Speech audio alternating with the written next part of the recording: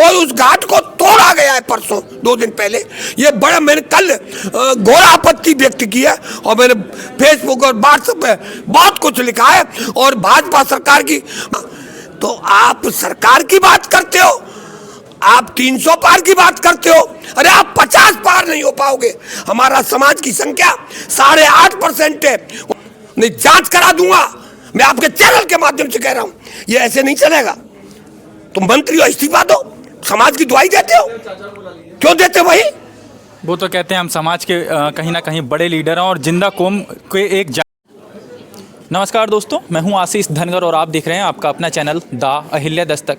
साथियों, आज हम बरेली ज़िले में मौजूद हैं और हमारे साथ में मौजूद हैं जेपी धनगर जी, जो कि लगातार आंदोलन के लिए पूरे प्रदेश भर में, जिनका नाम आपने सुना होगा। कहीं ना कहीं साथियों, ऐसा देखा जाए लंबे समय से धनगर आंदोलन की शुरुआत यदि किसी ने की तो वाकई जेपी धनगर जी का नाम किसी से छुपा नहीं है। प्रदेश का कोई ऐसा जिला नहीं है जहाँ जेपी धनगर जी ने आंदोलन न किया हो। तमाम ऐसे किस्से इनके मशहूर रहे। एसडीएम कार्यालय में भीड़ें घुसेड़ना या फिर अपने तीखे अंदाज के लिए जाने जाने वाले जेपी धनगर जी आज हमारे साथ में मौजूद हैं। सबसे पहले तो द अहिल्या दस्तक परिवार में आपका बहुत बहुत स्वागत है। धन्यवाद, बहुत बहुत धन्यवाद। आप देख रहे हैं लगातार प्रदेश में अत्याचार होता है, दबे कुचले शोषित और वंचित समाज पर अत्याचार हो रहा है। और हाल ही की एक घटना सामने आई है, अहिल्याबाई होलकर जी का काशी विश्वनाथ जो मंदिर है, वहाँ पे जो मूर्ति है उसको जेसीबी के द्वारा उखाड़ दिया जाता है। इस विषय को लेकर के क्या कुछ कहना चाहेंगे, किस नज़रिए से देखते हैं? क्योंकि एक तरफ आस्था का सवाल है और दूसरी तरफ प्रशासन का सवाल है। बिल्कुल आपका क्वेश्चन सही है, ये ज्वलंत मुद्दा है। ये जो सरकार है, भाजपा सरकार, ये अच्छी नहीं है। ये धर्म के नाम पर तो ये सत्ता में आती है और प्रधानमंत्री मोदी जी से झूठा इस देश में कोई व्यक्ति नहीं है जो निम्न स्तर का होगा, वो भी इतना झूठ नहीं बोलता। मैं इसलिए आरोप लगा रहा हूँ, सीधा सीधा आरोप है कि जहाँ हमारे पाल, बघेल, गडरिया, धनगर, कोरबा, जो भी गडेरी, रेवाड़ी, भरवाड़ आदि लिखते हैं, उनकी सबकी आस्था लोकमाता अहिल्याबाई होलकर देवी जी में है। क्योंकि ये पुण्य श्लोका मात्र 3 व्यक्तियों को उपाधि दी गई और जिसमें लोकमाता अहिल्याबाई होलकर भी थी। तो कहने का तात्पर्य है कि अभी अभी इन्होंने पिछली जो 31 मई को मनाई, पूरे प्रदेश छोड़ दिए, देश में मनाई और महीनों तक मनाई। और ये उनका बखान करते करते माननीय प्रधानमंत्री जी नहीं थके। आज स्थिति क्या बदल गई? आज लोकमाता अहिल्याबाई होलकर में क्या ऐसी बुराई आ गई? अचानक क्या बुराई हो गई? जब उनसे बड़ा इस विश्व में कोई भी धर्मदाता नहीं रहा, जिसने कभी 12,776 मंदिर, बाबरी कुआं इत्यादि बनवाए। इतना विश्व में किसी भी परिवार ने नहीं बनाए, किसी राजा ने नहीं बनवाए, किसी नेता ने नहीं बनवाए। और उसी की देन थी कि जो हमारे काशी विश्वनाथ में हमारे भोलेनाथ का मंदिर है, वो उन्हीं ने जीर्णोद्धार कराया था। कोई माई का लाल तब कहाँ चले गए थे जो आज बड़े बड़े अपने को बनते हैं? और आज उन्होंने एक घाट बनवाया था और उस घाट को तोड़ा गया है परसों 2 दिन पहले। ये बड़ा मैंने कल घोर आपत्ति व्यक्त की है और मैंने फेसबुक और व्हाट्सएप पे बहुत कुछ लिखा है। और भाजपा सरकार की मैं घोर निंदा करता हूं। मेरा राष्ट्रीय धनगर महासभा घोर निंदा करती है और मेरा पूरा जो पाल समाज है, धनगर समाज है, इसकी घोर निंदा करता है। और मैं आज आपको आपके चैनल के माध्यम से माननीय योगी जी को बताना चाहता हूं कि माननीय योगी जी, इसको या तो इसका तुरंत पुनः निर्माण करा दो। अगर 1 महीने के अंदर निर्माण नहीं हुआ तो 1 महीने के अंदर जेपी धनगर वहां बैठ के स्वयं उनको उखाड़ेगा जो आपने कराए होंगे। और अपनी देवी अहिल्याबाई होलकर का जो एक छोटा सा मंदिर भी बना था उसको भी तोड़ा। उसका जीर्णोद्धार के नाम पर, विकास के नाम पर उसको गलत संदेश दे रहे हो समाज का। अगर आपने इसका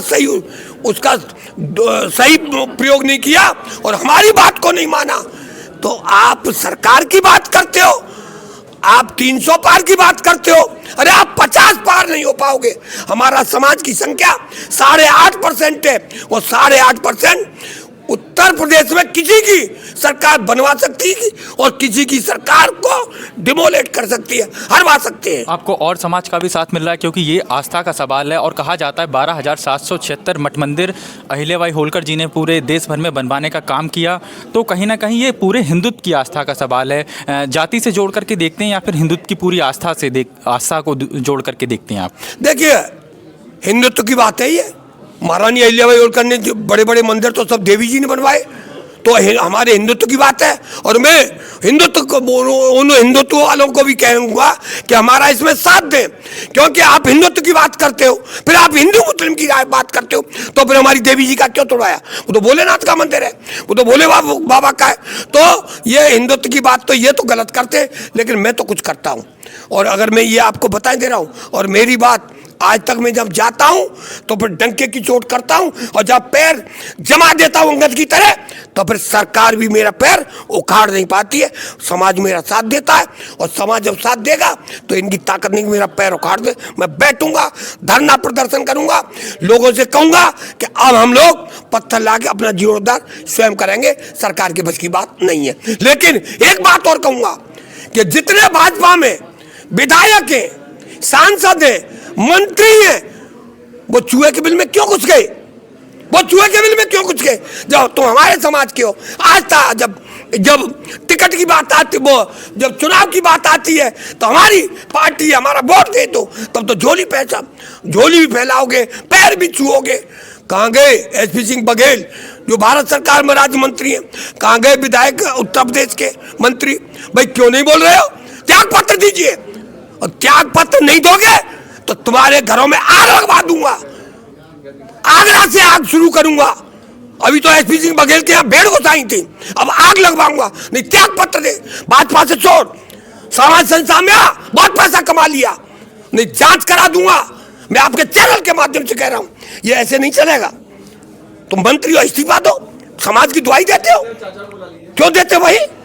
वो तो कहते हैं हम समाज के कहीं ना कहीं बड़े लीडर हैं और जिंदा कौम के एक जागते हुए स्वरूप हैं एसपी सिंह बघेल जी। देखिए, वो जिंदा कौम का नहीं है, मरे हुए कौम के। वो मरी हो कहा था उसने फरे में, मथुरा में भाषण में दिया, लेकिन जिंदा कौम हमारी है, मरा हुआ मंत्री है। अगर जिंदा होता तो त्याग पत्र देता, न तो अभी तो अहिल्याबाई होलकर के वहां पहुंच जाता। किसी भी, चाहे वो कौशाम्बी का कांड रहा हो, मुगल सराय का रहो, आगरा का रहो, बरेली का रहा हो, बस्ती का रहा हो, या जो बाद में और कई कांड हुए, वो किसी कांड में गया नहीं? गया तो क्यों नहीं गया? तो कहां चला गया? समाज तो जिंदा है, वो मुर्दा है। मुर्दा है तभी तो घर में घुसा है, मंत्री बना दिया, भारत का वोट लेना चाहते पूरे प्रदेश और देश का उसके नाम पर। अब ये नहीं चला। मेरा समाज, भोला बाला सब, पाल समाज, धनगर समाज जाग गया है, और अब इसके कहने पर नहीं है। आगरा में चुनाव लड़े और तुझे हरवाया नहीं, तो फिर तब मुझे बताना। तो अब तो हमने खोल दिया, मोर्चा खोल दिया, पूरा देश देखता है कि अगर कोई सच्ची सेवा कर रहा है तो इस देश में जेपी धनखड़ कर रहा है, और आज जेपी धनखड़ का लोग समर्थन कर रहे हैं, साथ दे रहे हैं। और बहुत बहुत धन्यवाद आपका। तो साथियों, जिस तरह से आपने देखा, साफ तौर पे जेपी धनखड़ जी का अल्टीमेटम है, यदि सरकार ने पुनर्निर्माण नहीं कराया तो शायद आगे वाला अंजाम अच्छा नहीं होगा। सियासत को एक नए मोड़ पे ले जाने का काम जेपी धनखड़ जी कर सकते हैं। धन्यवाद साथियों, हम फिर मिलेंगे एक नए वीडियो, एक नए टॉपिक के साथ में। तब तक के लिए जय हिंद, जय भारत।